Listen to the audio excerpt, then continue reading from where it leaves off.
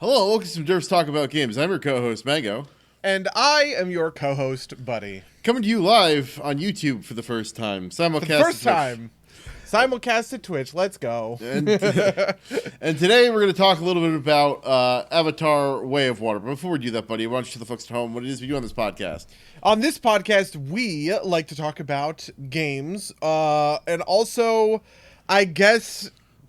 like, Avatar is one of the hardest to... It's like sci-fi. It's like nerdy. Just vaguely nerdy, I guess, right? But even then, it's like the most popular movie of all time. How's that nerdy? You know what I mean? Like, whatever the case may be. We are talking about Avatar, the Way of Water. Avatar Whalers on the Moon, as I like to call it, because Pandora is, in fact, a moon, and the story prominently features a group of whalers. Yeah, I wanted to call it Waterworld, but with Na'vi. So, you know.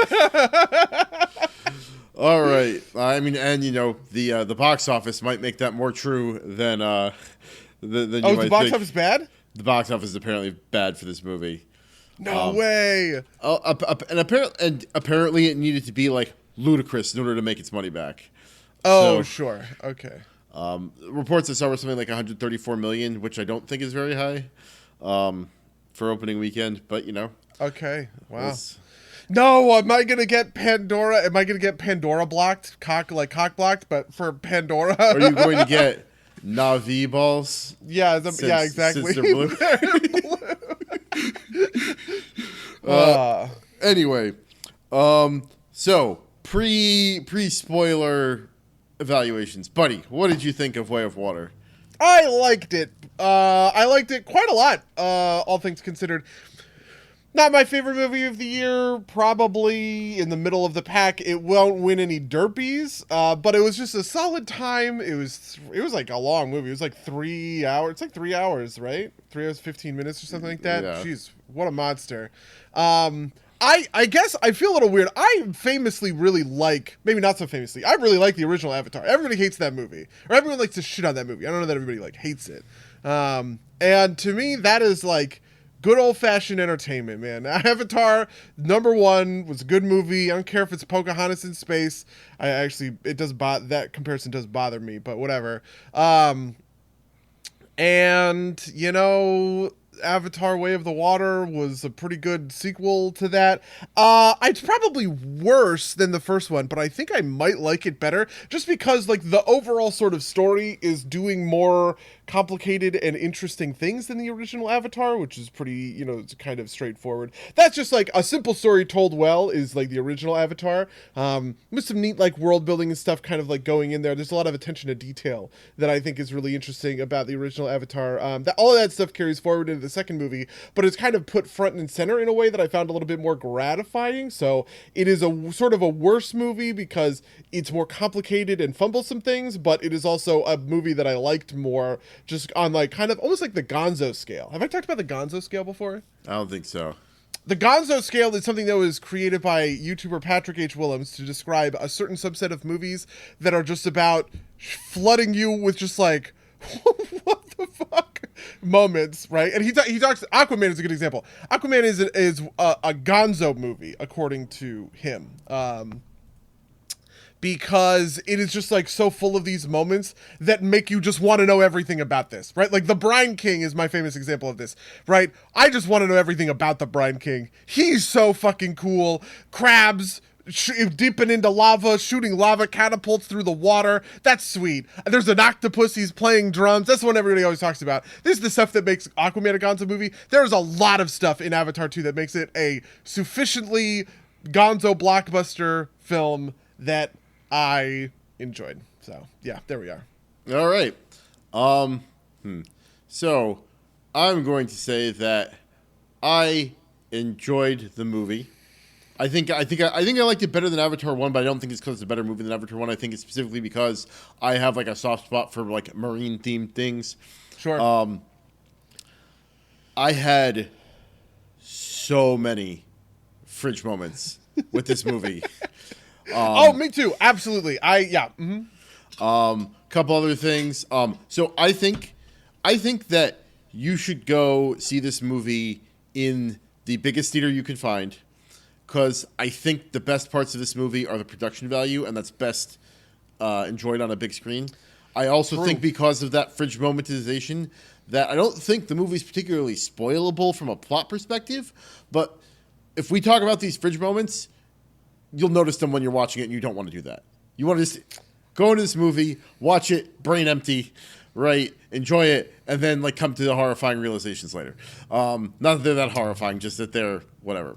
Other thought that passed through my head, I rewatched the first Avatar on Saturday in preparation. I watched The Way of Water yesterday. Basically, I didn't remember. It was 13 years ago the last time I watched it, right? So I watched it, was like, this is like the least subtle movie ever. And then I watched Avatar Way of Water, which may somehow be less subtle than the original Avatar. Yeah, in a way that honestly sort of bothers me. Not that we have to get so far into it, but yeah. Yeah. But I think I largely agree with you about the first movie. Like, I think Avatar 1 gets shit on because it is so unsubtle, right? But as a piece of production quality, as a piece of kind of like a visual art, I think it's pretty spectacular. And I think that applies to this movie as well. And I think that, especially, so for Way of Water, I think these movies don't come around that often, and I think it's worth watching for that aspect, right? I felt very similarly about, what was the name of it? I didn't think it was very good, but it was the astronaut movie with like Matt Damon and Tommy Lee Jones. I thought it had like an impressive scale, but like I didn't think it was a particularly good plot. But like the visuals were stunning, and I thought it was worth watching in a big theater. Ad Astra? That's Brad Pitt, right? Maybe I might have confused. It's Tommy Lee Jones plays Brad Pitt, Matt Damon, whichever one of those people's father. Tommy Lee Jones' dad, astronaut. Ad Astra. The movie. Yeah, okay, it is Ad Astra. All right, that's fine. Yeah, I definitely agree with that.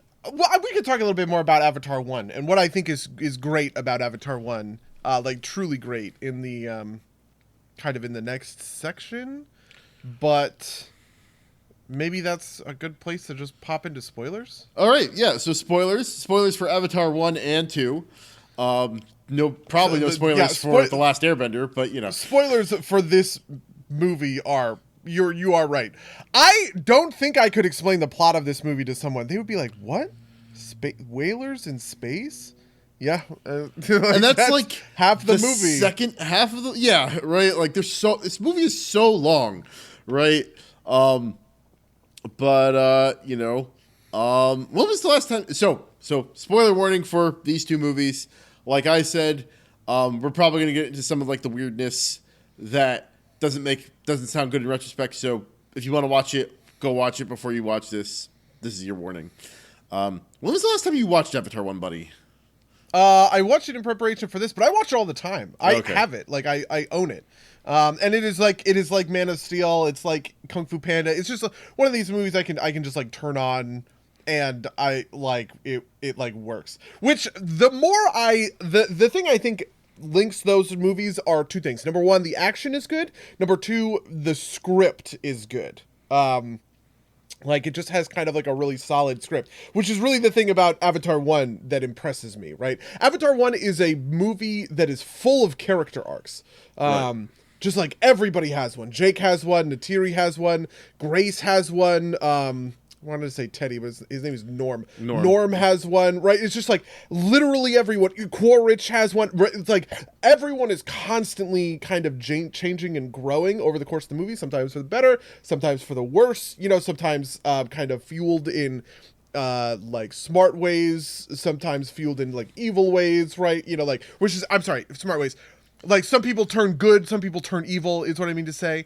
And I think all of those moving pieces just mesh so well together, right? That it really just makes for a strong, compelling story. I mentioned the term Cameron pilled because I told this to Rachel. She thought it was really funny. I feel like I am fully Cameron pilled. I think James Cameron can kind of do no wrong. Like he is just that talented a director.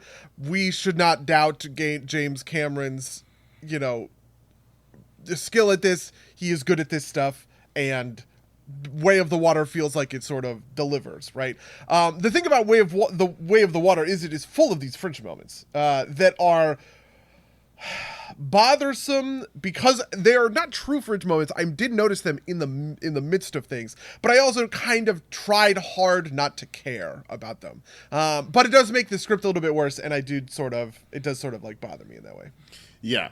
No, I also think just kind of like to talk about it in relation to Avatar 1, I think one of the weaknesses of this movie is that it didn't feel like the characters really arced a lot. Like, it felt like everybody stayed kind of static, like anybody that you would think would go through an arc kind of doesn't. Like, everybody stays pretty, like, things that you think are played for an arc, right? Like, so one of Jake's sons is like, you know, the rowdy person that like his arc is like, you know, does something reckless and then he arcs into like that'd be the typical arc, but he kind of doesn't go through that, right? Like he doesn't really do anything that causes a problem, and then like him being reckless kind of helps in a way. It like saves his dad, so you know it's I don't know. I think I would say that I think actually most of these characters have arcs, except weirdly the oldest son doesn't seem to have. Well, the oldest son is barely on screen, right? Like his job is to be tragic, right? Well, his job is, but also to kind of be like a supportive sort of right. Like force or whatever. Because like I guess maybe it is less of an internal arc and more kind of like a perception arc. I think his name is Loat. I don't know any of these names, by the way. Zero of these names stick with me. Whatever. The second son is kind of like reckless and stupid, but I feel like his arc is less about him internally changing and more about everyone else changing around him, including the audience, right? Where you kind of view him as a dipshit at first, but then like actually you kind of come to understand the deeper aspects of his kind of character, and you know his dad does the same sort of thing. You know, Jake obviously has a weird arc about running. This is also part of the fridge stuff that I hate. This bothered me so much because I had watched the first one yesterday. Like there are a couple of moments that are like the exact same lines, right? Like, oh, really? Well, one of them isn't. So one of them is Jake when he's like, "You have to run." And then, like, he decides to not run. That is, like, literally the exact same thing that happens in the first movie, right? Like, he gets up in front of the tree people, and it's like, you have to run. You can't fight back. And then he does the exact same thing to or you have to tell the whales to run because they can't fight back. The space whales. And the other one was, literally, like, the line about how, like, the evil thing you are doing pays to fund the research is like that line. I think is exactly the same. The response is slightly different, and I think Jermaine and the number is different. The number is 80 million instead of 20 million. The little hunk of unobtainium is 20 million a kilo, and the vial of whale juice is 80 million a kilo. Yeah. Amrita's the only reason I picked up on that is because Amrita is the name of the soul's like currency in Neo. Which okay, yeah. So I assume that that's like a reference to some, like, you know, it was named that after some sort of Japanese mysticism. That was actually something I realized watching the first Avatar is when he says unobtainium exactly once, and he's facing away from the camera when he says it. So I wonder if they wanted to change that in post and just like never did, right? Like come up with a name that isn't stupid. And this is a little bit of what I'm disappointed about in Avatar 2. I was hoping for more depth among the human characters. One of the things I can't believe I'm about to make this argument. One of the things that is so frustrating about Avatar 2 is how comically evil everyone is. Just like first of all, this was also true in 1, which is, you know, part. Sure, yeah, I agree. But in 1, I think you can get away with it. In the same way that the Empire can be comically evil in Star Wars, but then become kind of more complex, sort of like over time, and you learn about Darth Vader and the Emperor, and there's kind of like more stuff going on there, right? Or like these TV shows that are coming out now that are adding like more dimension. You get Bill Burr playing this kind of former stormtrooper who has like complicated relationships with the bureaucracy and all this stuff what's going on in like Andor and Rogue One, all this stuff. Like that is complicating it. So it's like I can understand why, for instance, the bad guy in Rogue One, the evil scientist, goes to work for the Empire, right? But like that's kind of a thing you wouldn't really understand that when you watch the original Star Wars, just because they don't have time to get into the depth of it, right? I don't understand most of the construction of this movie because fundamentally, and I can't believe I'm about to make this argument, I swear to God, fundamentally, it seems to have like a poor understanding of like corporations and capitalism, I guess I want to say. It really bothers me that they just dump the whale because it's clear they did so much research into whaling, like what whalers in like New England or whatever were doing.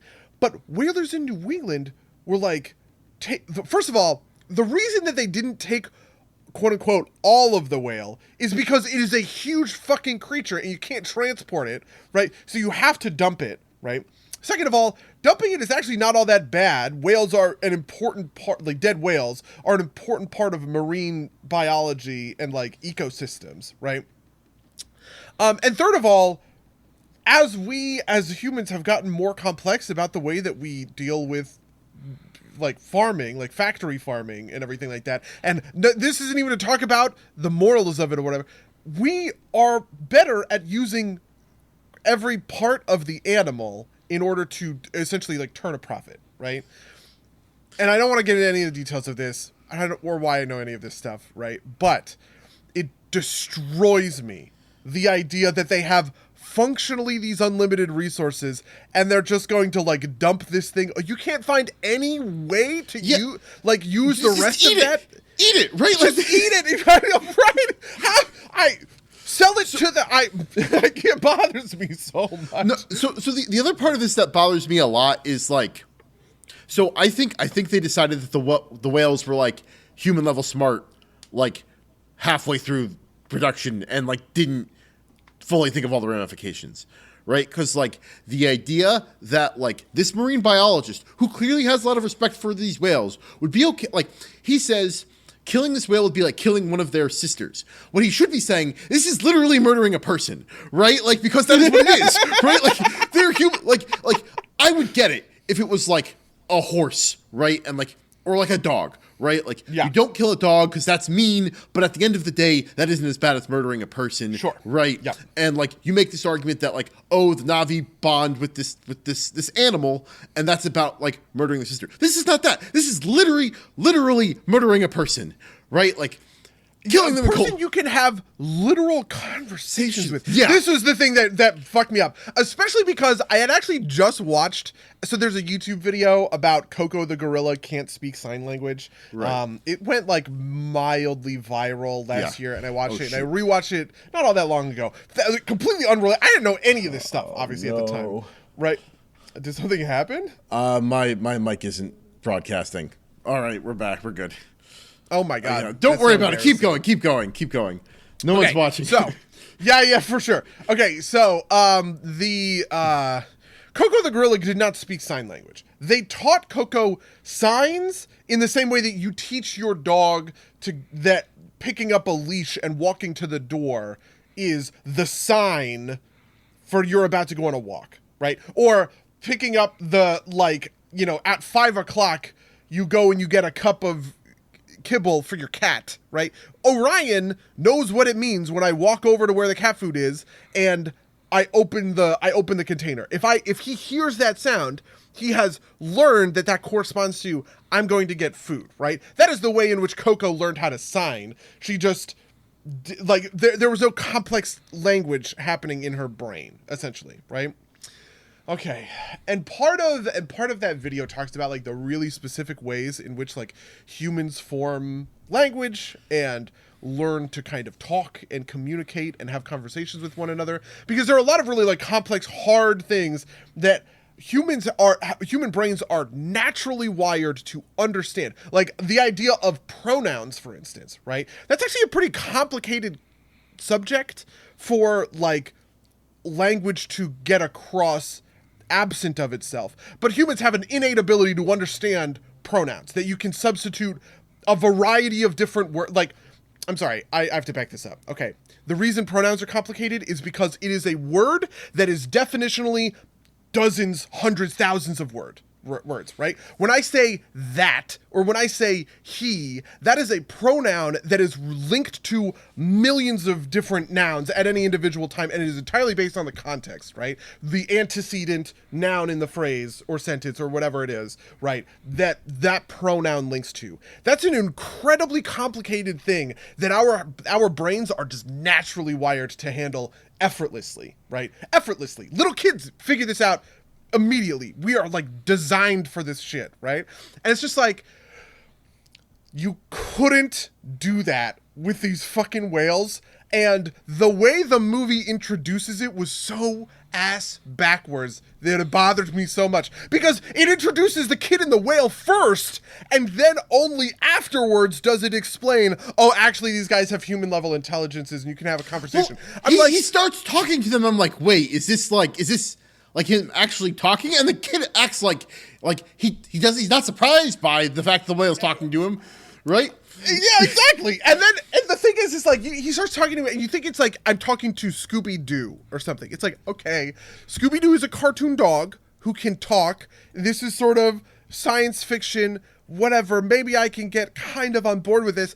But then they go on to explain it after the fact and like go to find out. I'm just like, why didn't we do this first? Why did we not just like handle this first? And also, it makes sense to be like, oh, why is this random one out here not doing anything, right? Like, why is this one separate from the rest of them? And then you can go into the whole like, oh, this was another thing that bothered me a lot, right? Like, that he's a killer, right? And the way they play it is obviously right, like, he has murdered Na'vi and he has murdered whales, right? And like, you can, again, this is another good Star Wars comparison, right? You can get away with the fact that that's not really clear. You can get away with Ben Kenobi doesn't recognize R2-D2 and C-3PO because those movies weren't written yet. You can't do that in the same movie where it's like, oh, he didn't actually kill them, but he is morally culpable for killing them, that we knew about that, right? Like, it's not like... Can I just pause for a second? I don't know that I've ever heard that. Holy fuck, he doesn't recognize C-3PO and R2-D2? Yeah. Oh my god, are you fucking kidding me? Oh my brain! No! How are you just realizing this? No! No. I've heard, you hear it. What the fuck? Oh my god. Holy fucking shit. No. Are you okay? I can't handle this. No, this is fucking me up so bad. Because okay, so for instance, I've heard it with Darth Vader. People always talk about it with Anakin and Vader, right? Because Vader...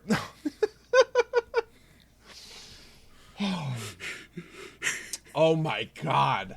I've never realized. Holy fuck, I'm dying. Fuck. Okay, yes. Okay. You okay? But I'm good. I'm back. I'm on top of it. Holy shit.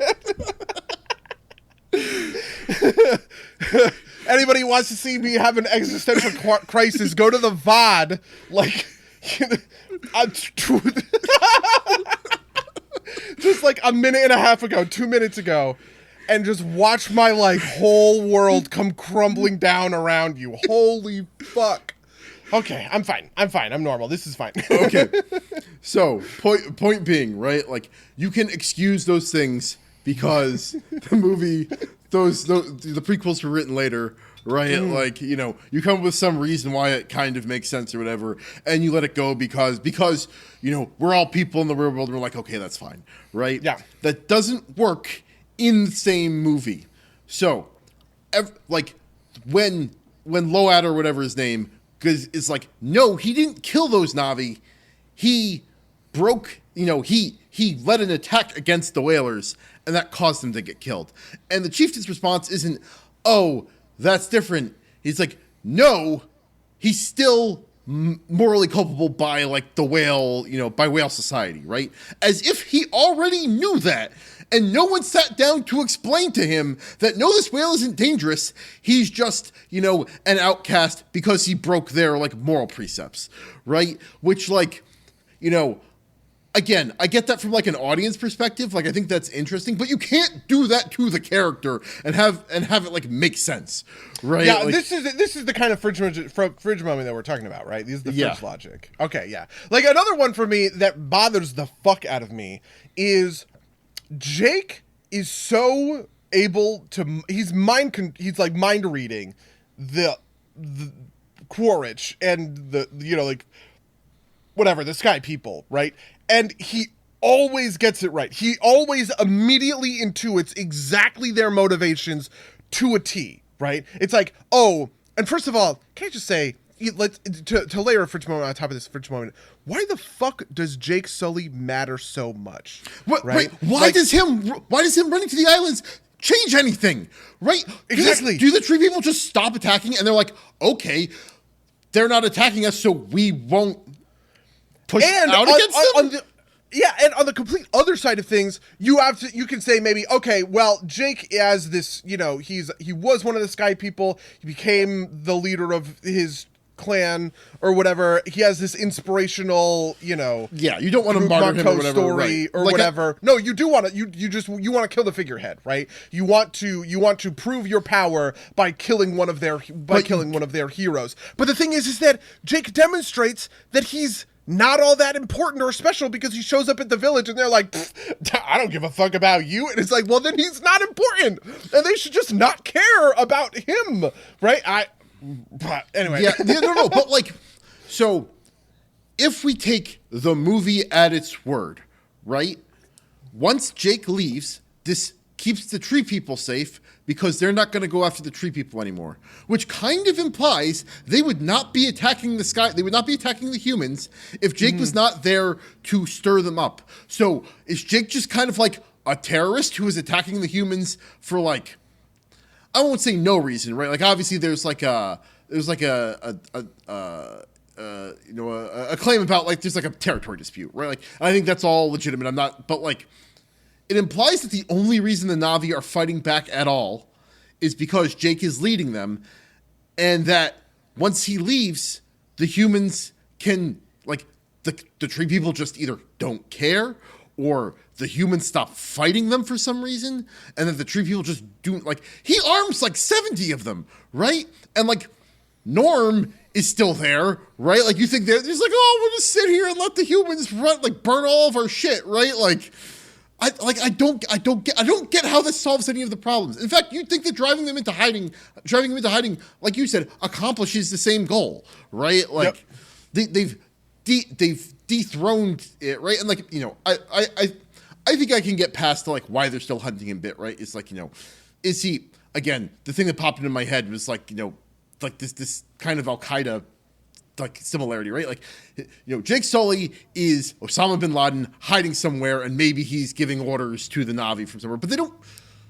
say any of that. They don't show any of that. They just kind of like, and like, I'd even get it if like, the Brigadier General was like, okay, threats neutralized. We don't care anymore. And, the Colonel goes rogue or whatever, right? Like that makes sense to me too. That would make sense as like a revenge story, but it's none of that. It's just like, and they can't even get their story straight about like why the plot is happening, right?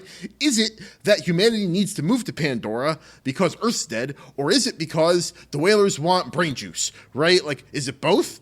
How do these interplay with each other, right? Like, it just none of it, like, none of it like coheres. I think that's the biggest problem. I think it is because they didn't just want to do 2 massacres of the Na'vi and of the tree people in a row. I feel like the original version of this had to be that the Quaritch and his guys show up and they find there's a lot of setup for this. It felt like, right, which was like Quaritch and his guys are talking about how because they're blue they're immune to the to like the nervous system, the immune system of the world, right? Yeah. Because Awa is this giant macrobiological organism, right? We saw in the first movie how Awa was like kind of able to sort of like tip the scales and participate with the Na'vi by like sending the hammerhead bull rhino. Right. That's ultimately what wins the day, right? Like it's not the Na'vi fighting back; it's Awa fighting back. Yeah, exactly. And I think there were sort of hints towards this, right? There were these sort of gestures, I guess I would say, towards this. But like they didn't really deliver on any of that kind of front. And I feel like the reason why is because in like the first cut of this movie, it was like there was just like a really brutal attack on the village. Jake and his family escape. They need to find refuge. They do so in these islands. And I bet somebody was just like, that is like too harsh. You can't start the movie that way. We've already done this, we have already done this thing. Let's just have them skedaddle for another reason. I wish the reason they chose was better. Like, yeah, like, and also like, it's weird because it's like that. It's like it is almost like the Na'vi are completely helpless without Jake telling them to fight back, which kind of like, like they attack like these 4 to 20 human, avatars, right? Because like their number seems to change pretty frequently. But these jarheads, right? Like these jarhead avatars, right? Show up and like completely subjugate the other island village with like no effort, right? There is literally no problem. And like do the Na'vi just like help us against the humans? Why didn't they just do what they did to why after they like figure out which village the like Jake's staying at, do they not just like do the same thing they did to that first village, right? Like I don't know, maybe the idea is that like they need shock and awe tactics, but you could at least show that, right? Like we're like I don't know. Especially because these guys are not soldiers, they're whalers. That was the other thing that bothered me. It was like, I understand you have this kind of elite set of Marines in these Avatar bodies, but like, it seems pretty crazy they were able to like subjugate this stuff so hard. Anyway, I don't know, man. Yeah. This stuff, I feel like we could go on all day about this. But like I said, I did like the movie. Like, frankly, the part where the space whalers were just space whaling, that was great. Honestly, right up until the very end, because again, that whole thing of just like, that's all you use, as if like that, it bothers me so much. It's like the dumbest thing. That was actually great. Like when this movie is doing that stuff, when it is essentially just world building, I'm having a perfect time, right? There's this fight with this like giant, crazy coelacanth shark thing with like a tri-fanged jaw that was sweet, and that's when the whale shows up and saves his life or whatever, right? Like there's this they're doing stuff in the reef, but then they're also it's like, oh well, if you go out into the open ocean, right, like that's the danger or whatever, like all that stuff is great. I don't know, just like the little pieces of other things, the crab bots, right? These little crab bots that like crab up onto and then I was like, I could watch crab bots all day. They are great, right? That's the stuff I feel like that made Avatar work and threatened sort of to create a world that I am like interested or compelled by, in the same way that like other, I would say like kind of world building focused stories have been able to compel me, right? Star Wars being a great example, right? I think the special thing about Star Wars is the world building. That's the thing that makes it truly kind of magnificent, right? And maybe you could convince me a similar sort of thing is going to happen in Avatar or whatever. But yeah, I don't know. Maybe my biggest disappointment is how sort of one-dimensional all of these sort of human characters are and kind of end up being. Did nobody read Moby Dick? Moby Dick is all about whalers and like humanizing them and like, yeah, they're just kind of guys working a job and this is what their job is like and this is the fine details of it. And yes, they are in fact run by a captain who is insane and mad and from hell's heart I stab at thee, but like, the complete characterization of like these whalers is like fundamentally like diabolically evil is just like okay. Yeah, I wanted more. yeah. I mean, I think it would have been a better story if they just like didn't realize that, like, or it would have made more sense if they just didn't realize that the whales were intelligent, right? Like nobody thought to figure it out, right? Like, the scientists can be like, they're pretty smart, like, that, like, they think they're like human, like our, Earth level whale. Earth whale level intelligence, right? Like, you can even put in a throwaway line about how like there used to be whales on Earth until we like despoiled the oceans or whatever, right? Yeah, or like you could explain that like it's a kind of intelligence that they're not quote unquote testing for, or wouldn't necessarily understand. The Na'vi are able to communicate with these whales through sign language. They have complex social structures and like language centers, but like they don't do math and philosophy, which are two things that are name dropped as like actual things that these fucking whales do. I'm like, what are the whales doing? Calculus? Come on. Like, yeah, and like, I have no problem kind of like buying that as like a thing that's happening, but like I have the circle I can't square is anybody realizing that and like being so like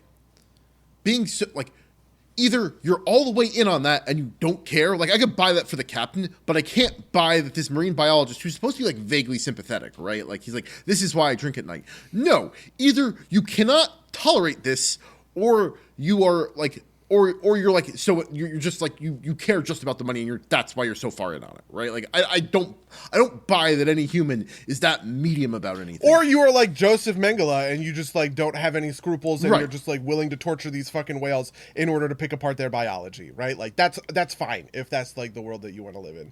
Anyway. Yeah. So I'm complaining a lot more about this movie than I expected to. When I got out of it, I was like, fuck yeah. I love Avatar. Let's go. Like So, question for you: Do you Sure. the woman's name is Natiri, right? Yes. Okay. So, first of all, I don't know. After watching 2 movies of this 2 days in a row, I kind of got sick of like something bad happens and Natiri just like screams. Like she's got like this but do you think she was actually going to kill Spider, or do you like, because that's like just not addressed, right? Like she basically bargains for her daughter's life by threatening to kill the colonel's son, which I think is a good moment, but it's like not clear that it's a bluff, and you think that they'd address that at some point, right? I sort of think it wasn't a bluff. I don't know, maybe it's ambiguous for that purpose. I sort of think it wasn't a bluff. This is the part of the movie that I liked the most, and I thought was most interesting, because so one of the other things I like about Avatar 1 is Quaritch himself. I think is a really interesting and kind of compelling villain, right? In the same way that like sort of like General Zod in Man of Steel is like a compelling villain. I think he's sort of bad the whole time, but he is bad for an interesting and kind of like off-kilter reason, right? Like he's kind of he's like this weird cross of like Kraven the Hunter and like a military guy, because like the thing that is motivating to him, like the thing that motivates him to action is this like he thinks Pandora is dangerous, but that he's fucking tougher, and that he needs to like beat the he needs to like beat Pandora, the wilds. Beat it into submission. Yes. Yeah, exactly, right? But like instead of being that's an archetype we've seen before, right? Like this is the kind of Kraven the Hunter. This is like a big game hunter bad guy archetype, right? Yeah, Clayton maybe in Tarzan. Yeah, or Jurassic Park is the other one I was thinking. There's that second Jurassic Park movie where there's that hunter who just wants to. He's the clever girl guy. Oh yeah. He's the hunter who just wants to hunt a T-Rex. That's the only thing he wants to do, and he does in fact do that. And he does in fact hunt and capture a T-Rex, but then he dies because velociraptors are too smart for him or whatever. Anyway, it's like I've seen that, but combining that with like this military kind of General Kurtz, Heart of Darkness thing, I thought that's really interesting, right? And he does have a unique arc. He does have a real arc. He makes a promise to Sully, right? And Sully is the one who breaks it, right? Because, he's obviously having more complex feelings about what his, like, he wants his legs to be fixed, but he sort of needs a more, a kind of more comprehensive spiritual fix and like a world of thing to like kind of belong to. But like Quaritch is absolutely willing to to make a deal and honor his deal because to further his end. And I really love that about him, right? And that's reflected here too, right? Like I think that, of these kind of human characters that I'm bitching and complaining about, even though he's not human, he's a cloned avatar or whatever, who cares? he is actually the most interesting of them because he has all of this kind of extra stuff going on, right? Like there's this part where he says, I admire loyalty. And it's like, well, that's true. He does, right? Yeah. You know, he was willing to kind of do right by Sully. They didn't do that thing. This is the cop out that happens with villains all the time, right? They make a deal with the hero, then the hero is like whatever, and the villain goes, "Well, I was gonna betray you the whole time. I was never gonna fucking honor that deal." And I just really like that isn't happening with this character. And so the kind of connection that he forms with his sort of son, and the interplay between them, the interplay between Spider and the other kids. You can tell Spider's a little bit of an outcast, right? They kind of tell you that in the beginning. I wish it was a little bit kind of better, but you can even see it in a lot of the ways that specifically Neytiri is acting with him and stuff like that. I think all that stuff is great and just works really well. And that kind of climactic moment of trading, Kiri for Spider, that, all of that stuff basically worked for me, right?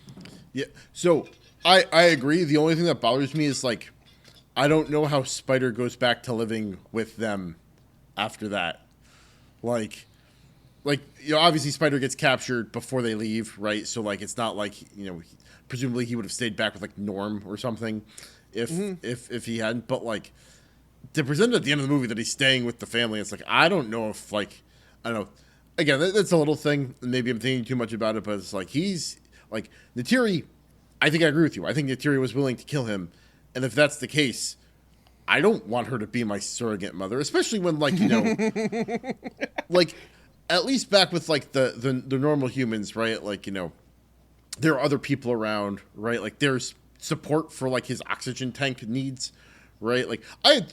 Part of my thoughts about this movie is I thought maybe this was suffering from Wakanda Forever syndrome, and that it feels like it's setting up for a bunch of other things, right? And maybe part of the reason this is a little bit flat is that there's Avatars 3 through 6 are going to deliver, right? And so I had thought that the cliffhanger for this movie was going to be Spider choosing to go back with the Colonel, right? Because Neytiri threatened to stab him, right? Or at least not going back to the family or something. And it's just I don't know. Felt weird. Yeah.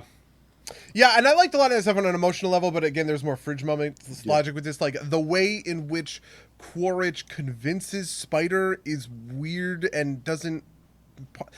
I don't know that I could explain what happened there. He just sort of has a conversation and says some things, and at first I was like, okay, he's tricking Spider to go back to the place, and then they're gonna raid it, right? But then he's like, I put a tracker on you, and I was like, okay, well then they just exposed the secret. Is that not the plan anymore? And no, that's not the plan. Spider is just with them, and he's doing these things willingly, but they don't explain. I was like, I could have seen that going a million different ways, and you could have explained it correctly, right? But they sort of failed to sort of do that. Is Spider bringing these Avatar to the flying things like pterodactyls, not a horrendous betrayal of the Na'vi, right? And that stuff is cool, and I liked it, especially because I thought maybe the Colonel was going to go through an arc, right? He's going to go through his own kind of redemptive arc, and you do the classic bad guy thing where you ultimately redeem yourself by dying saving people, right? Or something like that. But well, so I would say that the Colonel goes through an arc. I do think the Colonel legitimately goes through the arc to care about Spider. The version of the Colonel that is willing to give up Kiri in order to save Spider, I don't think that is evidence of him going through an arc. He's still a villain. He's still evil, right? And he has still done this thing of evil synthesis of taking the enemy's ways and learning from them, right? And getting these sky things. And I was like, that is also really interesting because this is one of the complicated things about the history of colonization in the Americas with European versus indigenous people, right? The actual breakdowns of how those things happened were more politically complicated than it makes sense, right? People talk about Cortez, whatever the conquistador Cortez single-handedly killed all of these Maya or all of these Inca. Maybe it was the Maya.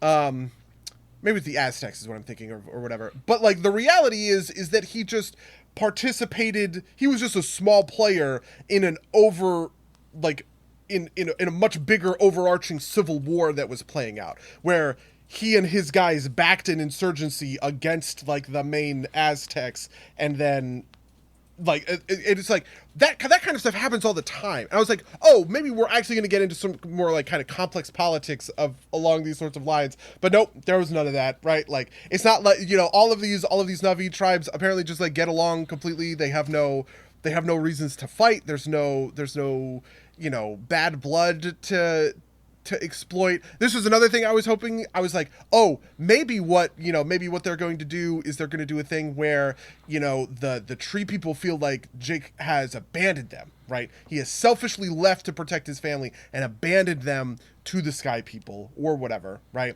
And Quaritch was maybe going to be able to like turn them or whatever. Nope, none of that stuff. There's like, I don't know. Like I said, there's interesting, complex stuff going on here, and I did like a lot of that. But they did not go in ways that I thought would have made the, I guess, allegory stronger and more interesting. Yeah. So something I wanted to bring up that Max Landis pointed out on his YouTube channel is like the Sea Na'vi are very clearly inspired by Na'vi, or not by Maori people, right? Mm. And apparently they made a big deal about casting Maori people to be like the body actors for the Na'vi. Okay. And then on top of this, they make the whalers an Australian and a New Zealander, right? But nobody like stops to be like, you know, neither of them are like, why are these people that were interfaced, like these blue people, exactly like the Maori that we presumably have, you know, interactions with back on Earth, right?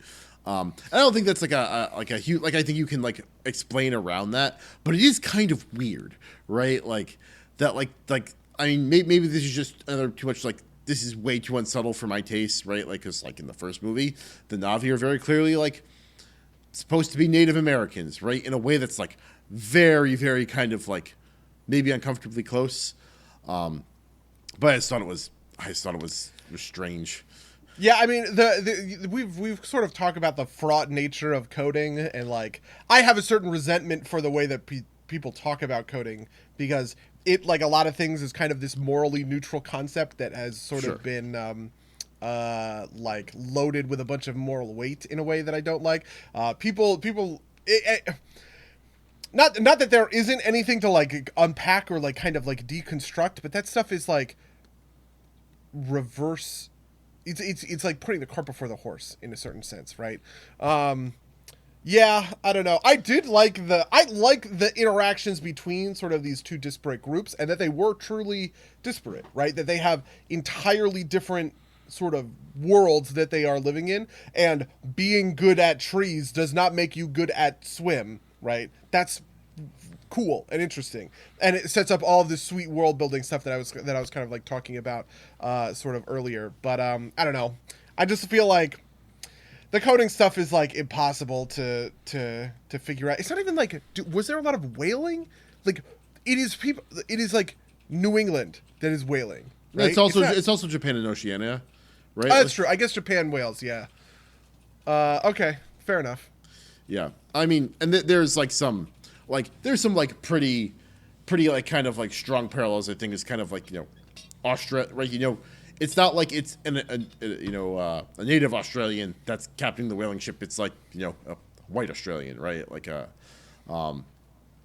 but I think like the thing that I think just kind of sticks out about it is like they have like those tattoos feel like very Maori to me, right? Like, it's not like, it doesn't feel like sci-fi, like it's not like, it doesn't feel like coding in the way that coding, it feels like a little bit too close for comfort to me, if that makes sense. But, you know, I don't think it's a huge deal. I just thought it was. Can I just say that my favorite thing about the tattoos is that the whales had tattoos? Yes, yeah. That was a beautiful moment of Gonzo. Like, what? How the fuck do they tattoo a whale? I need to know. I have to know, right? Do they take the whale up onto the beach, flip it up, and just start going to town? Are there tattoo whale artists? Like, yeah, exactly, right? I want to know the answer to that question. Same way I want to know why the octopus drums. Who taught the octopus drums? Also, who taught who helped the whale get tattoos. That's like it's the stuff Yeah. that I want to figure out and I want to know. Honestly, yeah. Honestly, in that thing, the thing that stuck out a lot to me was like, oh, the Sea Na'vi aren't just like, people with more experience in the sea. They're physiologically different, right? They have bigger tails and they have thicker arms that act better as paddles, but presumably they're also heavier, so they wouldn't be able to like swing through the branches as well as the tree people could. And like, what does that imply about the world, right? Like, is Awa like guiding evolution, or have they been like separated for so long that like, like how many generations does it take for these like specializations to kind of appear in the Na'vi people? Yeah, Like that's a good super question. interesting. That's super interesting world building, right? Also, kind of like the Awa consciousness thing. Also, like I think I was kind of disappointed that like they didn't like do. I thought they didn't do enough with kind of like the what was the Gracie maybe Kiri. Kiri. Like Kiri is Navi Jesus subplot, right? Like just kind of didn't think enough play, but I think that's definitely kind of like and this will be explored in Avatars 3 through 6 or whatever. Yeah, I liked a lot of that stuff, and I was also the moment where she has this like epileptic attack.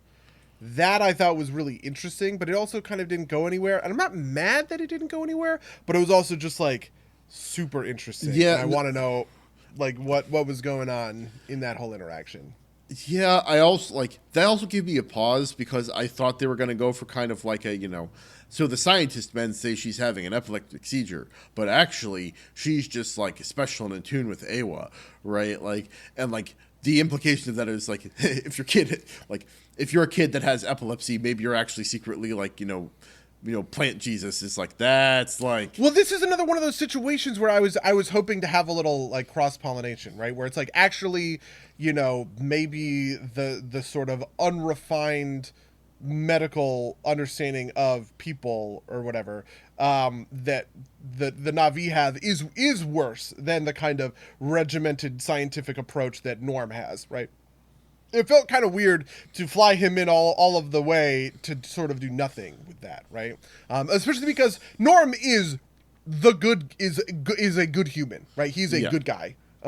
He is just a scientist. He's just looking to learn more about sort of all of these things. Well, yeah, that was kind of like the humans plot, like the good humans plot in Avatar 1 was like, and these people are good, but they care too much about the science and not enough about like the spirits or whatever, right? Like, they don't love Space Jesus enough. This is like the other of my Cameron pilled favorites, Titanic, which is a fantastic film in which the arc that like Brock Landers goes through, I think, is that he cares about the money, not the science, right? That it is he's this treasure hunter, he's the salvager who like goes into these deep sea submersibles to like investigate shipwrecks or whatever, but like he doesn't understand the heart of the ocean, right? I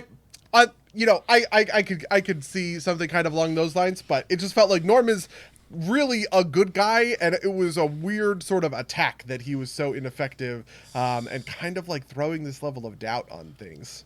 Yeah. Also, this is the hook for them to like find.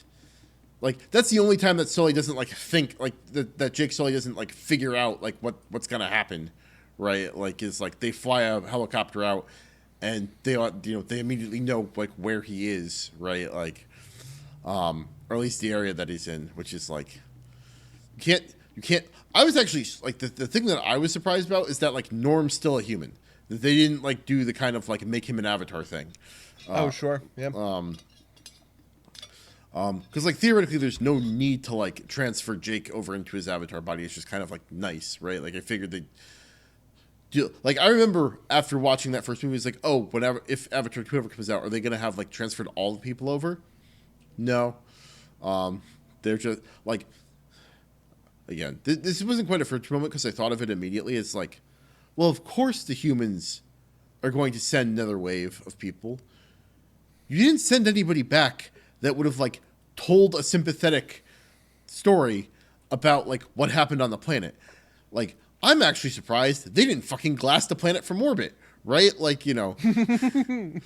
like as far as Earth, Avatar turns into Warhammer 40K. as far as Earth should be concerned, like, technology questions aside, like maybe they can't do that. That's fine, right? But as far as Earth should be concerned, they're actively at war with the natives of Pandora, right? Like, they're like, Well, I don't know. I think you could make an argument that, like, maybe it's just too expensive, right? How expensive is it to get a whole facility up and running to, like, mine unobtainium or whatever, right? Maybe you just, like, I don't know. Maybe you just the shareholders aren't going to throw anybody. This never bothered me in the first movie, right?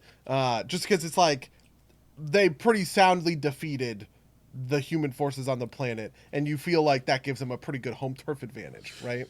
sure. So the thing it doesn't bother me that, okay, so I could believe that they just decided they would decide it wasn't worth it, but it kind of bothers me that no one kind of expected it. It's like no one thought that could be an eventuality, and also it kind of bothers me that, like, the response is like not immediate, like kind of like all out hostility, right? Like you would expect that if they were going to come back, it was going to be like with like massive overwhelming force, right? Again, I think this also plays into the fact that, like, it's not super clear like what the motivating factors are, right? Like, are they trying to like straight up like take Pandora over for humans to move to?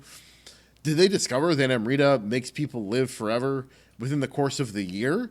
That kind of like is like, the year between, return or whatever, or is that maybe a thing that was happening pre Avatar 1 that we just like didn't hear about, right? Like it's the same things that make me like care about the world building also make me kind of like confused as to like why some of these questions just like weren't answered. Yep. Yeah. I feel you. But the space whales were really cool. So, The space whales were in fact very cool. Whaling is sweet. I know that's a fucked up thing to say. But I gotta say, it makes for real compelling. Have you ever seen In the Heart of the Sea? No. Probably not. In the Heart of the Sea was a movie that came out in 2016, I want to say, maybe. That was it is a movie about the real life thing that happened that inspired the story of Moby Dick, which is to say a huge whale attacked a whaling ship and sank it in the middle of the Pacific Ocean. And In the Heart of the Sea is a movie about that, and it's freaking great. The thing I like about In the Heart of the Sea, you actually have heard In the Heart of the Sea music because I have used it in my D&D campaigns. Because it just has very good like D&D kind of like action music or whatever. In fact, I actually think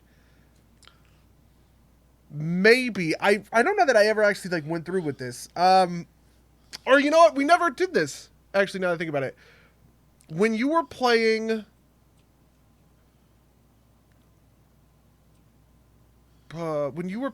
Beauregard, there was a reference to Ralph that was going to use this. Man, I can't remember. This is like 6 years ago or whatever it was. Yeah. But I just remember there being this reference to. There's a thing about Leviathan hunting because obviously Kintargo was on the sea or it was on the river. I don't know. There's the thing, and Ralph was in there. Ralph was an NPC in the story, right. And there was a thing about Ralph, and there was a combat encounter that was built around this. And I specifically found that music because I was like, "Oh, this is perfect! A whale hunting movie music for Ralph." But we didn't end up going that direction. It might have been one of those like plot threads that I had prepared for, but you guys made a choice that kind of counteracted it. Yeah. No, I mean, I agree with you. I thought like the process part there was pretty cool. I just couldn't get over like the horror of like they're literally murdering like a thinking being, and they know about it. They know what they're doing, right? Like that's like. but Mango, if certain people just happen to have brain juice that stopped aging or whatever, do you think that corporations would just murder those people? Come on, right? Like. Oh, just like I I could even see them doing it, just like maybe not being so nonchalant about it, right? Like it is. Anyway, Yeah. Lou says in the chat, but he goes to see Avatar and comes through with the message that murdering space whales is cool. James Cameron failed. Listen, I'm this is my murdering space whales is cool arc, okay? Aquaman is next year, all right? And then I'm gonna be back to don't murder the whales. All right, we just gotta ride this shit out. Well, you there, buddy? Oh, I'm sorry, did I crap out? You froze for a second. It's fine. All Okay. right. We're at an hour. Did you have anything else you want to talk about with this movie? No, I felt like we were really hard on this movie. I sort of feel bad about that. I felt like I was like gonna come in and say a lot of positive things, but we just kind of harped on it for a while, and I also don't really like want to spend all that much time. It is better than we are getting it. Yeah. I feel bad about this, right? Maybe in 2 or 3 weeks, I'll say, you know what? Maybe Avatar 2 wasn't as good as I thought at the time. I was wowed in the theater, but I hate it now or something like that. But in the moment, Avatar 2 is better than Yeah, no, I gave it credit for. I don't think I'll hate it, right? I was like, this is like fun, but you know, it's just like there's just all these little things. It is better than some of the other movies we've seen this year. It's probably better than these Marvel movies, to be honest. Yeah, Multiverse of Madness, what is Love and Thunder. It's actually kind of a lot like Love and Thunder in terms of where it sits in my brain of like, it does some stuff cool, does some stuff shitty. I think it was much better than Love and Thunder, but you know, that's I thought Love and Thunder. You know what? I guess you're right. I guess I do think it's better than Love and Thunder. I think it's about the same level as Wakanda Forever, but I also thought one. Oh, actually, that's a great example. It is. It is like about as good as Wakanda Forever, and in the same way that it's probably really forgettable. I haven't thought about Wakanda Forever for a single moment after we did a podcast. I could see myself going back to this movie, but that's just because I love like this ocean stuff so much. Like I thought the movie was really pretty, and I think it's worth seeing for the visuals. I think it's worth seeing in a big theater for the visuals, but I don't know. But yeah. So how was your week? I guess. How was my week? God, my week is pretty good. What did I do? Oh, I did 1 million Mythics. Mythic Plus opened up. That's almost everything that I did this week. I played WoW and I did Mythic Plus. I actually also played a lot of Hearthstone. Is kind of in an interesting spot. There's a control deck in Hearthstone. Actually, you would like this deck. Okay. I need to explain. We're going to deep dive on this deck real quick because I think you'll find it very funny. Okay, so right now, meta's pretty fast, but the best control deck in the meta is called Plague Spreader Priest, okay? One of the things that Hearthstone has been doing in recent sort of really just the last 2 years, is they've added in more disruption, right? One of the things in Magic the Gathering, for instance, that prevents combo decks from being, you know, super insanely powerful, right? Is there are a lot of cards there's easy access to disruption in Magic. First of all, you have stuff like counterspells, you have instant removal, right? That can stop things from triggering as they happen. One of the weaknesses in Hearthstone when it comes to that is you sort of have to wait until your turn to react. So your opponent gets to play a bunch of things in sequence with one another without any interaction from you, right? Whereas in Magic, at any point in time, you can counter their most important spell, right? Theoretically. The other thing is that Magic has targeted enemy discard, right? I look at your hand, I discard something. I thought seize you, right? Or I, like Cabal Therapy or something like that, right? As well as other cards, Pithing Needle, Meddling Mage, all these other kinds of cards that exist in Magic that can help you kind of along these lines, especially because Magic also has longer lived creatures. In Magic, there's a concept called untapping, which is like when you play a creature and then you untap with it, and now it's on your turn, you can do stuff with it. Because you control the flow of combat as the defender, you can choose to take health damage rather than take sacrifice an important creature. In Hearthstone, it's rare that you will untap with an important creature. If you drop an important creature, Bronzebeard, doubling battle cries, for instance, being a good example of that, most of the time your opponent's going to kill it on their turn, right? And so what that has done is made for a kind of combo atmosphere in Hearthstone where players can execute combos with relatively little problems. It's hard to disrupt a combo in Hearthstone, right? But at the same time, there's a lot that you can do to protect yourself from a combo in Hearthstone. A control warrior can gain 100 health, right? And just be so healthy that you can't actually burst him out, right? Or an aggro deck can put enough pressure on the board that it just like owns you, that kind of thing. This is all sort of normal. But one of the new things that they've been adding is they've been adding disruption, right? So for instance, there's a card Mutinous who comes into play and he eats a card in your opponent's hand. He literally he takes a minion in your opponent's hand, he chomps it down, and he gains its stats. And you no longer have access to that minion in your hand, right? There's another card called Theotar, like Theotar from Shadowlands or whatever. He comes in, you get to discover a card in your opponent's hand, and then discover a card in your hand, and you swap them. So you give them essentially your worst card out of 3, and you take their best card out of 3. A lot of the times you can disrupt their combo by taking an important combo piece before they're able to get their combo off. The most recent iteration of this is a card called Plague Spreader, which is a 4/4 for 4 that has Death Rattle, turn a minion in your opponent's hand into a Plague Spreader, right? The exact same card or whatever. And then Priest has all of these other cards that interact with that sort of thing, right? They have a card called like Cabal Acolyte, I think, which is like a 2/4 that says resurrect a friendly undead that died this turn. Well, it resurrects Plague Spreader, right? They have a card called Zyrella the Devout, I think, who comes into play and she repeats all friendly death rattles that went off this game, right?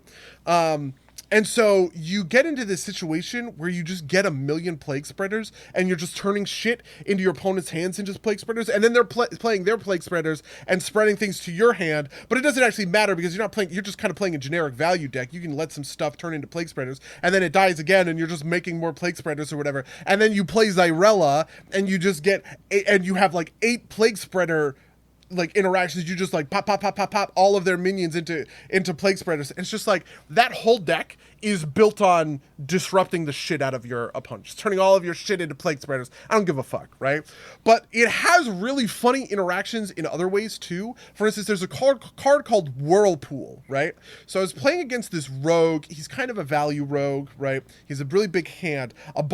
We've traded Plague Spreaders a bunch of times. A bunch of my Plague Spreaders have gone off. A bunch of his has gone off. You know, we both kind of have hands full of Plague Spreaders, but I have a card called Whirlpool, which is an 8-mana card that says, destroy a minion and every other minion, like all minions of the same type wherever they are, right? So it looks for all Plague Spreaders in all decks and all hands, and it kills them, right? And after I play Zyrella, I turn his whole hand into Plague Spreaders, right? Then he plays 2 of those Plague Spreaders. I then drop Whirlpool and nuke his entire hand because all of the minions were Plague Spreaders. And it's just like, this is so dumb. It is so dumb. It's the most Dave deck I've ever fucking played in Hearthstone history, right? My friends are like, buddy, what the fuck? This is terrible. You are so mean to people. I went into one of our chats where we're talking about Hearthstone, and I was like, oh my god, you guys, I've discovered Plague Spreader Priest. And one of my friends put a like an emoji that was just like, oh no, don't do this, right? And it's just like, God, it's so stupid. It's so stupid, but it's so fun. Anyway, that's my little Hearthstone story. That's the recent Hearthstone goodness. That sounds fun. That sounds awesome. Is that your kind of deck, Mango? That sounds like my kind of deck. Actually, you know what's funny? Your kind of deck in Hearthstone has kind of a weird level of support right now because there's a card called the Harvester of Envy, right? Who's another Shadowlands character, and he says, when you play a card that you copied from your opponent, steal the original, right? So what you do is you play a bunch of these copy like spells, right? That's like add 2 cards from your opponent's hand, discover 2 cards, one from their hand, one from their deck or whatever. You know, it's like a minion that's like when this dies, take a card from your opponent's hand or whatever. You stack up a bunch of those effects, you play Harvester of Envy, and then you just go like boom, boom, boom, boom, boom, and you like steal a bunch of their cards or whatever. It's so satisfying. It's dumb, doesn't win games, but it's satisfying. That sounds like my type of deck. Dumb but doesn't win games. But it's incredibly frustrating. Yeah. But yeah, so in my world, speaking of things that are incredibly dumb or incredibly satisfying but frustrating, they nerfed the riot shield in Modern Warfare 2, and I am livid. They massacred my boy buddy. I saw your tweet about that. God, that was funny. Like the riot shield is not without counterplay, right? Like, it's dealable with. I can understand some of the changes they made too, but the thing I think that's unforgivable is they took the riot shield and took it from a 2-hit kill to a 3-hit kill, and that just makes it impossible to actually like win with. You just can't do anything with it. And so I haven't played Modern Warfare 2 since that change happened. It made me very aggravated. I'm hoping they'll change it back, but until then, I will not play in protest.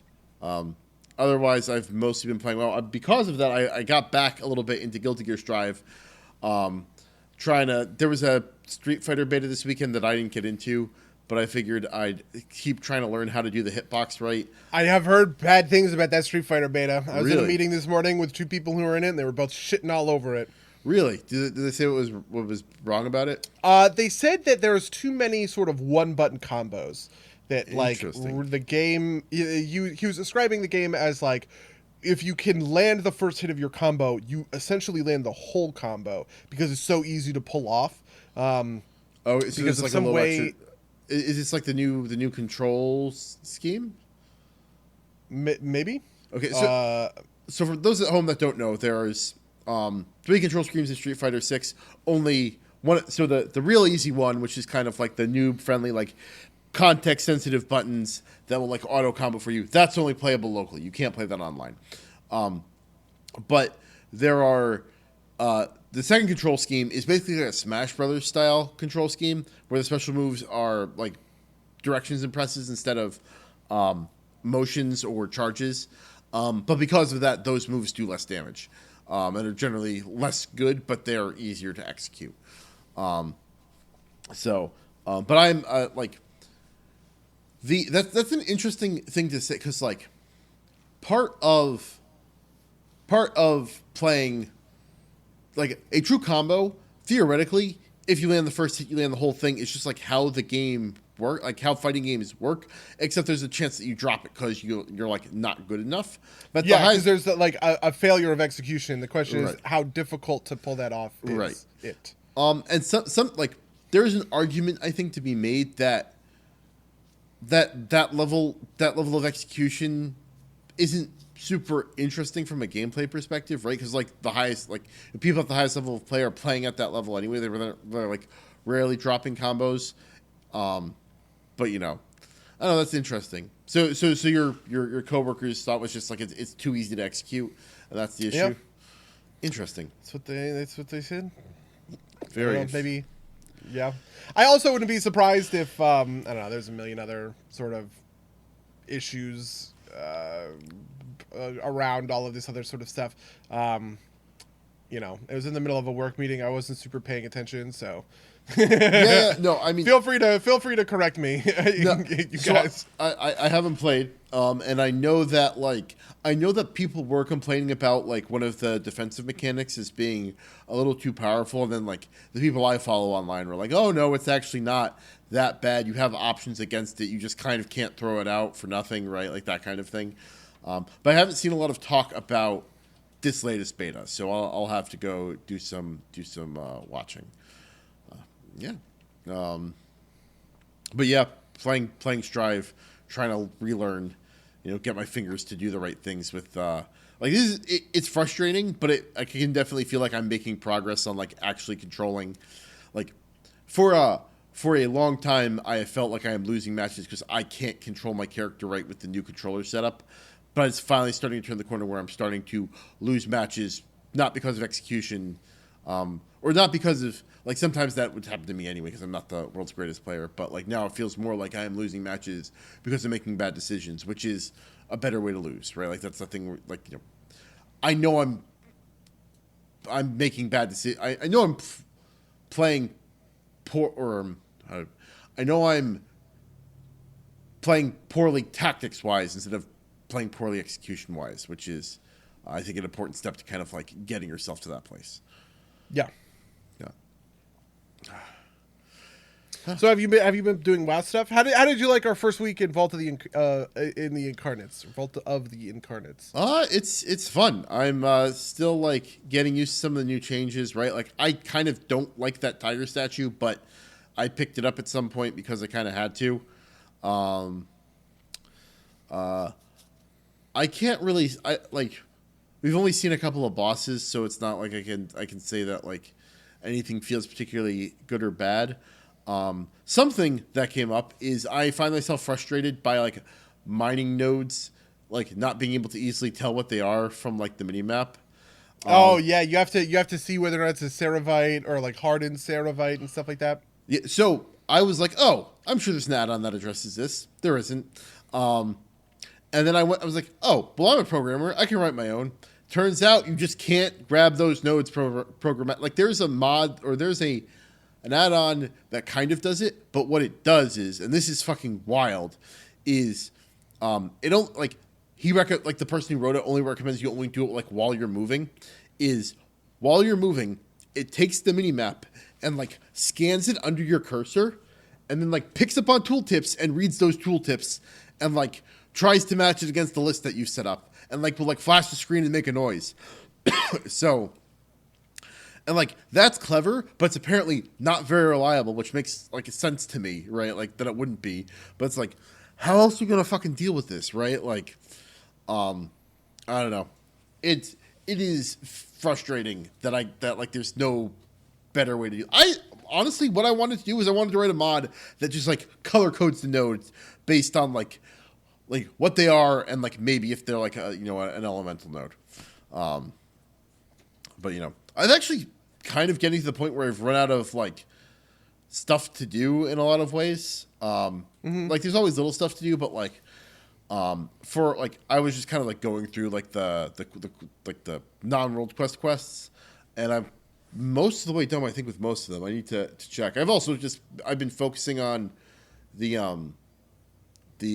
what's it called, the Tuskars and the expedition, but how about you? What have you been up to in the world? I did a ton of mythics, right? Because this was the first week for Mythic Plus. I probably ran like 20 or something.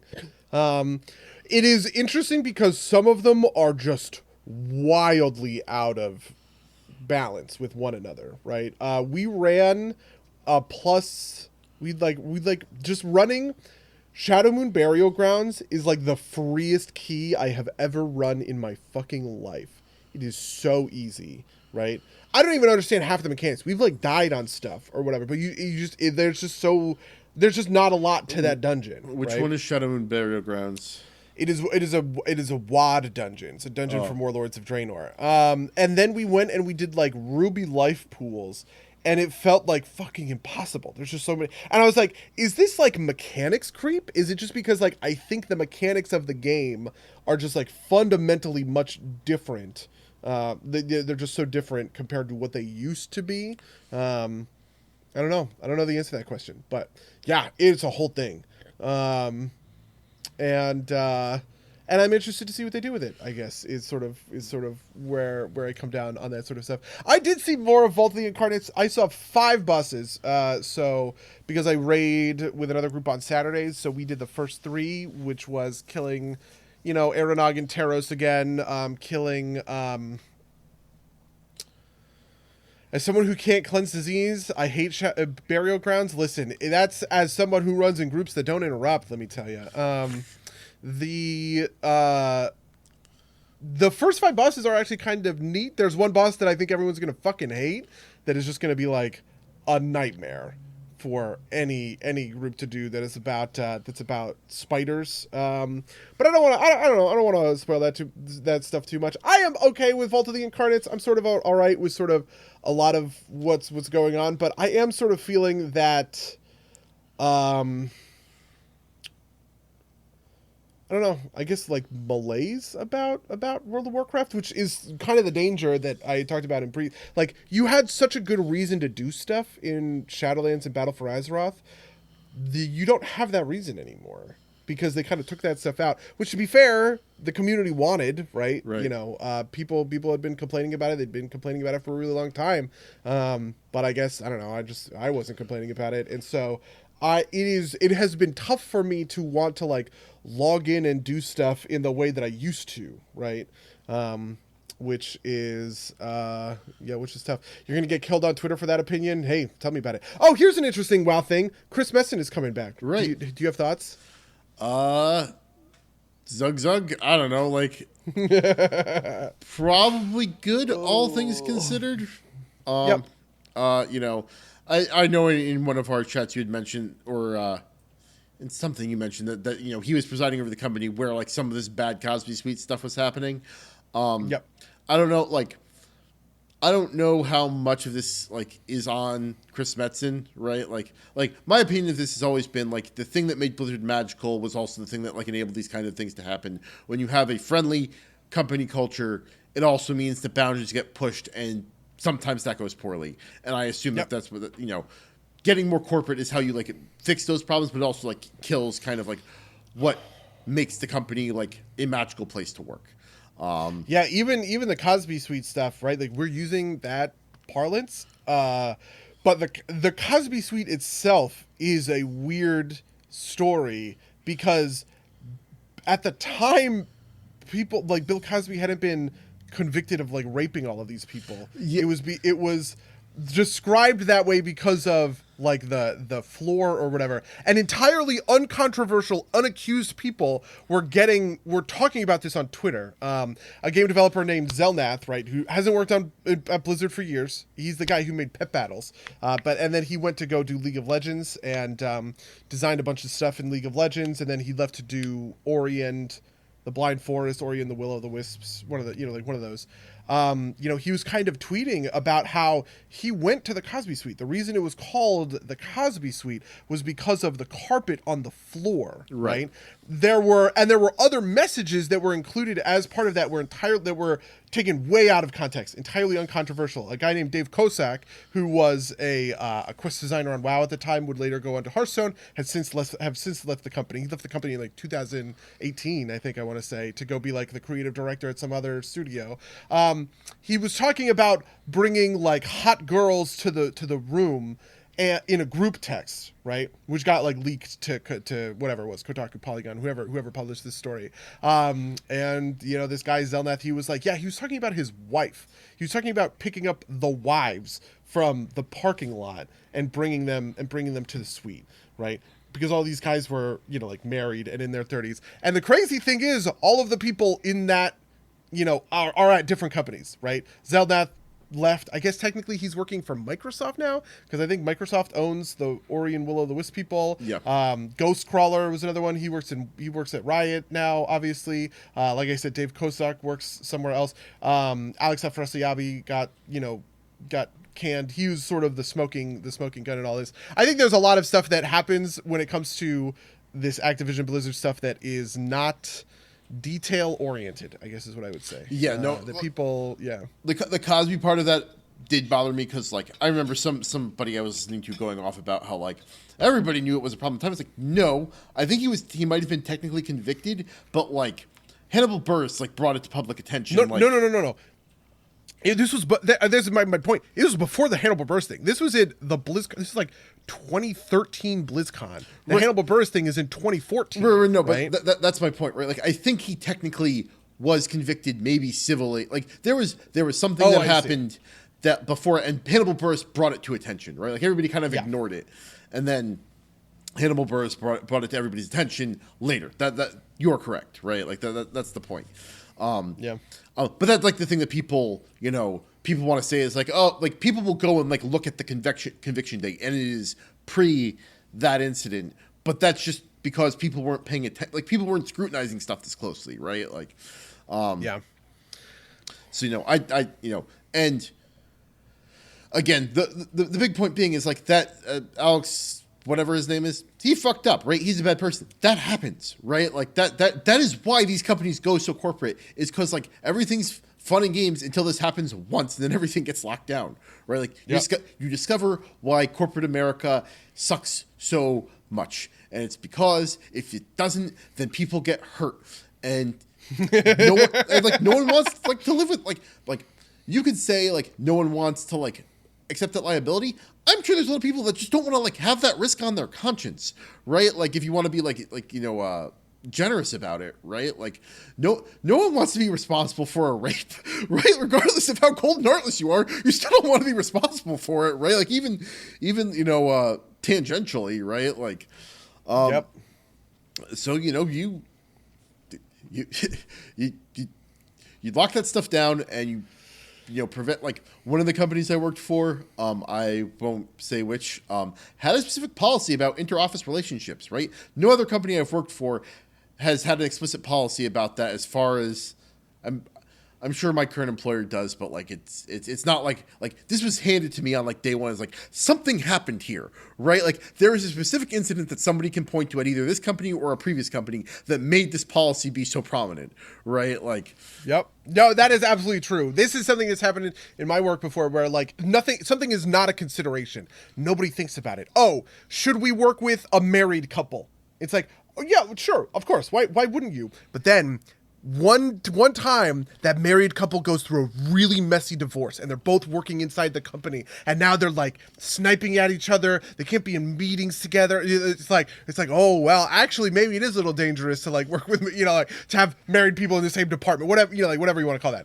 It's like, yeah, that something bad had to happen to make that policy exist.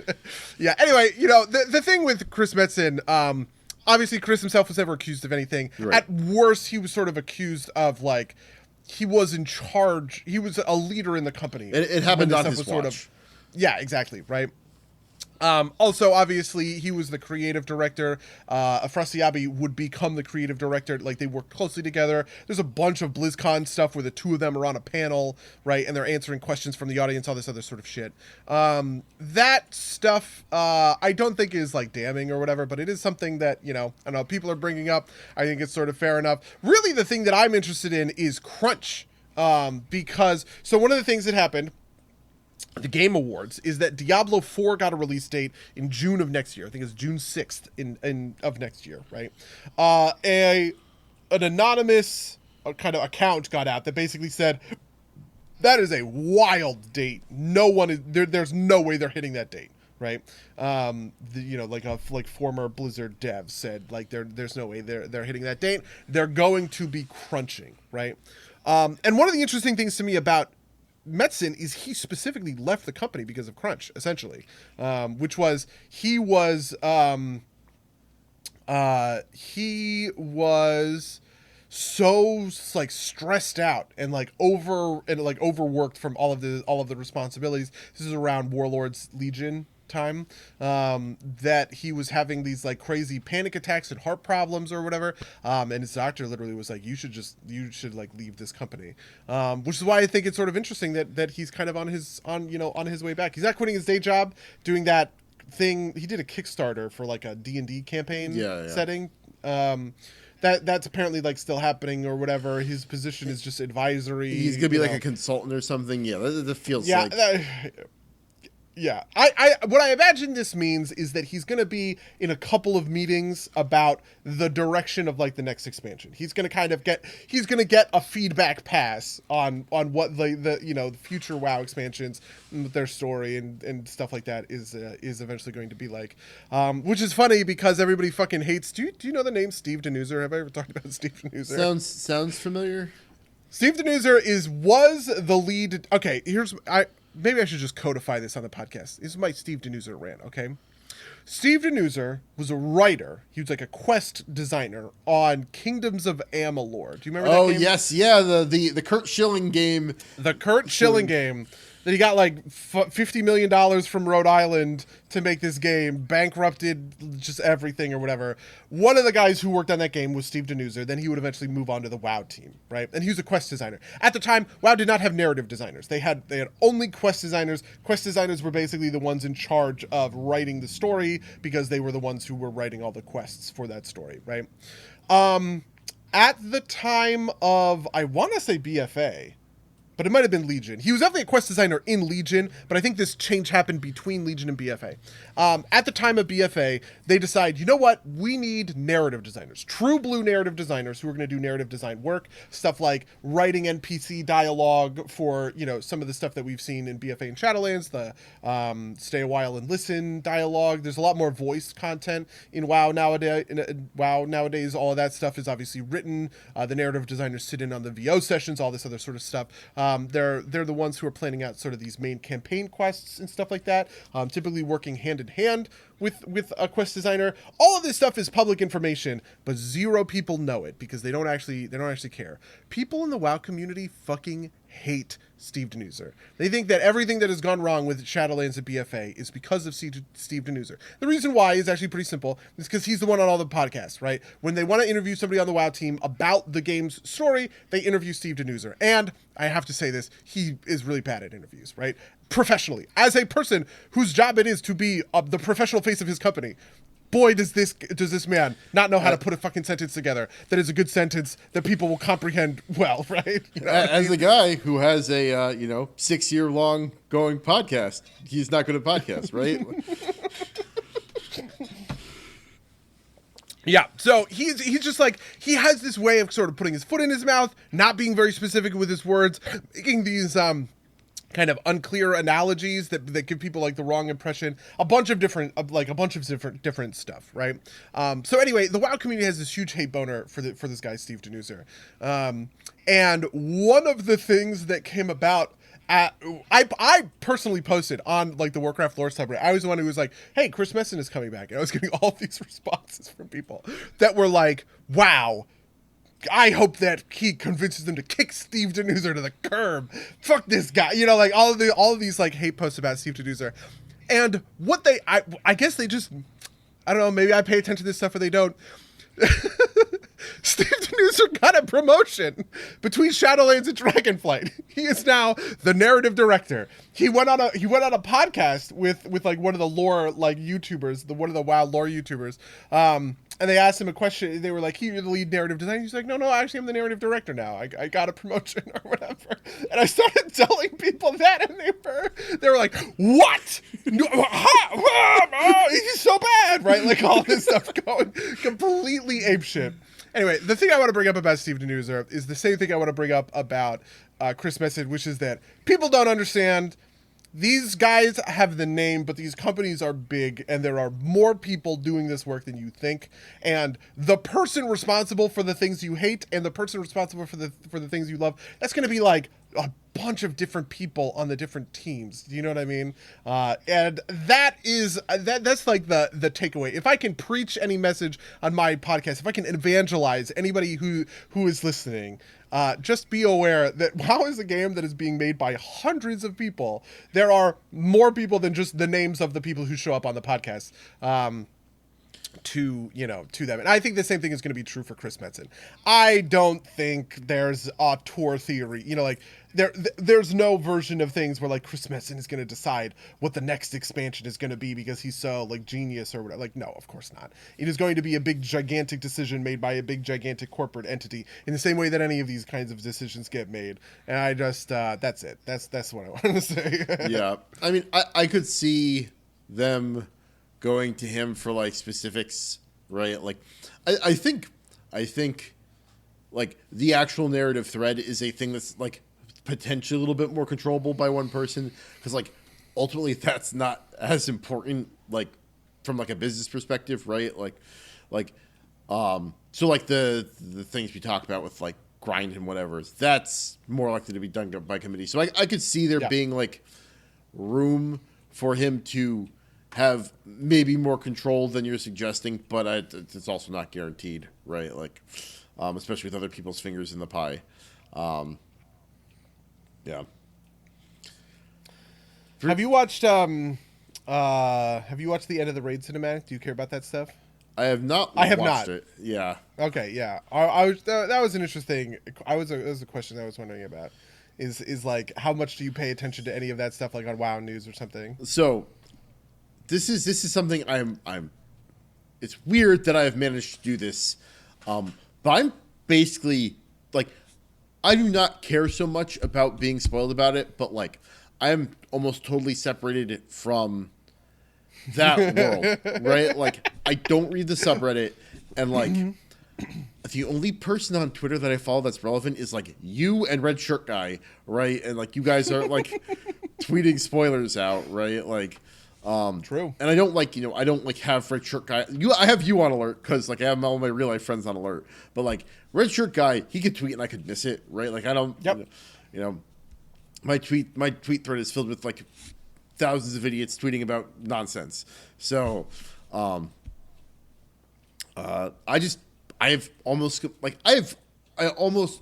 only get the popular discourse through you and like other people, right? Like, which is weird. This podcast. Which is weird because my view is like so informed by you that when someone in the raid like expresses like the like kind of like common opinion, I'm like, but I thought that was like a bad opinion for idiots. And then and then maybe I don't think so highly of our raid mates, but that's another story.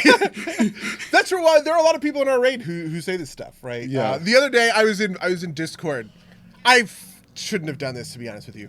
The other day I was in Discord with a friend of ours who Lou says that happens a lot, which yeah, and I baited him into doing the thing. I baited him into basically explaining what he didn't like about Shadowlands, and to be honest, I didn't even really let him explain because all I wanted him to do was say something stupid so that I could actually him really fucking hard, right? Like he did this thing. I don't even remember what it was. Lou might remember. She was there. We were just doing whatever, and he was like, as much as I hated Shadowlands, and I think Lou was like, you just hate it because Twitter tells you to hate it or whatever. He was like, no, these are my own opinions, they're really well informed. And I was just like, name one. Right? Like what is one of those opinions? Let's go, let's like actually have this conversation. And he started explaining, and I stopped him immediately and just like went on a whole thing about you know what it was in Zereth Mortis. Okay, so in Zereth Mortis there's the prototype Pantheon, right? Yeah. Okay, so the prototype Pantheon is a group of 4 robots, right? They're these robots that the first ones created as prototypes for the Pantheon of the Eternal Ones, Denathrius, the Jailer, the Winter Queen, all of these characters that we have met over the course of Shadowlands. Okay, the popular talking point is that the Winter Queen and the Jailer and Denathrius are interesting characters because they're just robots. They're just robots, Mango. They're just robots. This is what they say, right?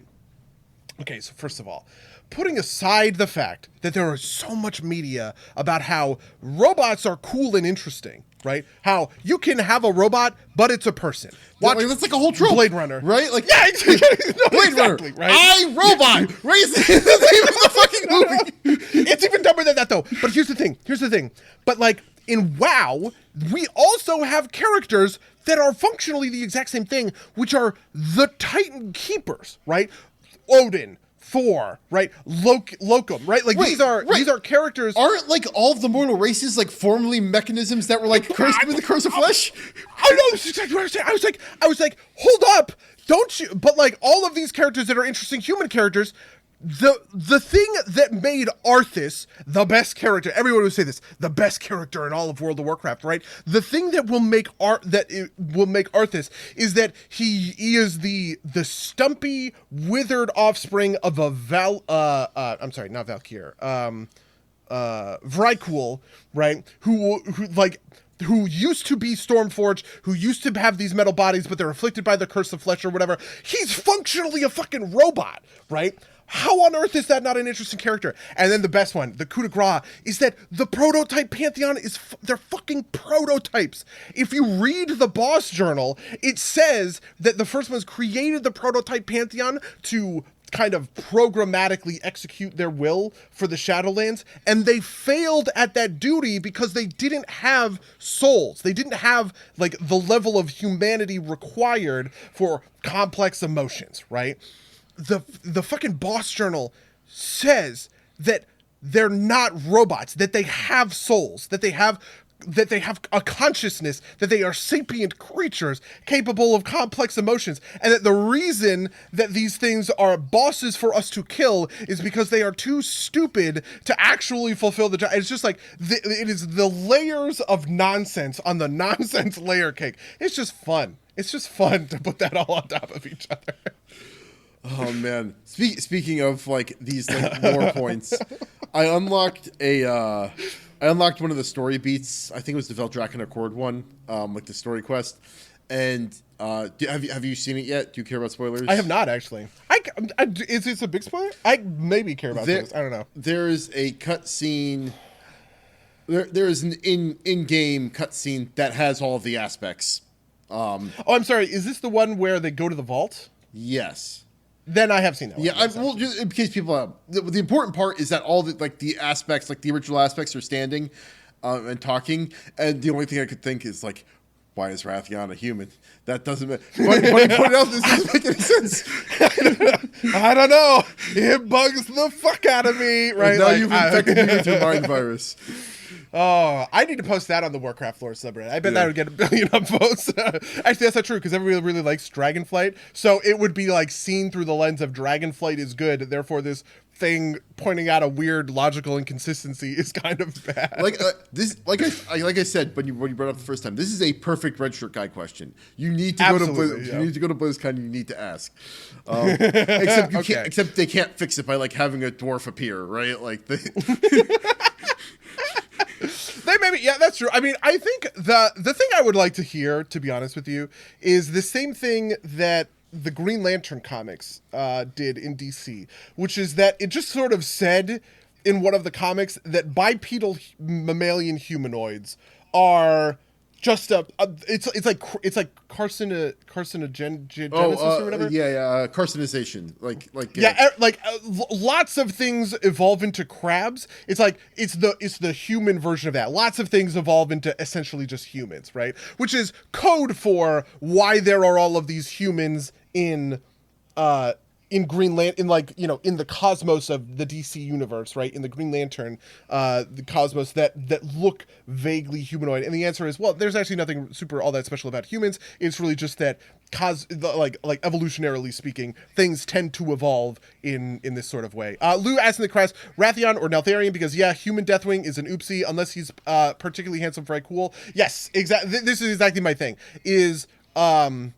In the flashbacks that we got before whatever, Deathwing takes on his visage form, but his visage form is specifically a human male, right? And we've seen this human male version of Deathwing before, but it is because he took on the role of I think his name is like Adis or Adalus or something.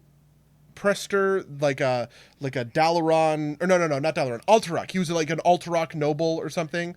And it's like that was something that he assumed during the Second War because of how, because of how that war was going. That was like a recent thing. It was not something that he would have picked up 12,000 years ago before the Sundering or whatever. Yeah, and then the other thing that I pointed out is that Nosdormu and Malygos are both high elves, but high elves didn't exist because, again, this is before the Sundering, right? So there was no Sunwell, there was no kind of parallel evolution between the high elves and the night elves or whatever. Even Ashara herself, which the only one that really makes any sense is Ysera, who is a night elf. Night elves would have existed at that time. That's basically it. That's the point. Anyway. Are there any troll dragons? I know that I've definitely seen Tauren dragons. The troll dragon is Senegos, who is the dragon, who's the blue dragon from. Do you remember Azuna in Legion? There's that whole bit with the blue dragons. I might have in the dropped crystals. Legion before that, but is he the no, one? No. It was in like the first zone. There's like an old dragon who's like in a big pool. Right. Yeah, that guy. His visage form is a troll. Okay. There's also in Hearthstone Kazakis, who is a troll, black dragon, who is like a relative of Onyxia. But that's like Hearthstone lore that doesn't really count. So yeah, fair enough. All right, well, we're over time as per usual. So, unless you have anything else you want to talk about, I'm going to wrap it up. Sure. All right. Well, if you'd like to tell us what you thought about any of the stuff we talked about on this podcast, whether it's Way of Water or World of Warcraft lore, you can email us at somederpsplaygames@gmail.com or podcast@somederpsplaygames.com. You can watch these live at twitch.tv/games or now live also on YouTube at youtube.com/@somederpsplaygames. Let me make sure I've got that right. Vent for me for a second, buddy. Never mind. Yes, it is. Twitch.tv or youtube.com/@somederpsplaygames. Thank you to our wonderful social media manager, Zhao, for setting up that nice link for us. What else? You can rate and review us on iTunes or wherever you find good podcasts. That's everything I have. But do you have anything you're looking to promote? I don't have anything I'm looking to promote, I guess. Yeah, I don't have anything I'm looking to promote. All right. Do you Colors of Rot came out in between this episode? Yeah, last week, Grime, Colors of Rock came out. Card Game Island and Cardboard Kings came out. You can actually, they made, the joke of Cardboard Kings was that you weren't allowed to play the card game. That it was a game about managing the card shop, but that you didn't know how to play the card game. But so many people asked to play the card game that they were just like, okay, fuck it. Here's the card game where you go to a place called Card Game Island, which is kind of like Duelist Kingdom in Yu-Gi-Oh, and you do a little roguelike deck builder thing. It's actually pretty fun. I like Card Game Island. I like Colors of Rot just fine. Those both came out last week. Yeah. Awesome. All right. Well, with that, I'm going to say until next time, dear listeners. Until next time, loyal listeners.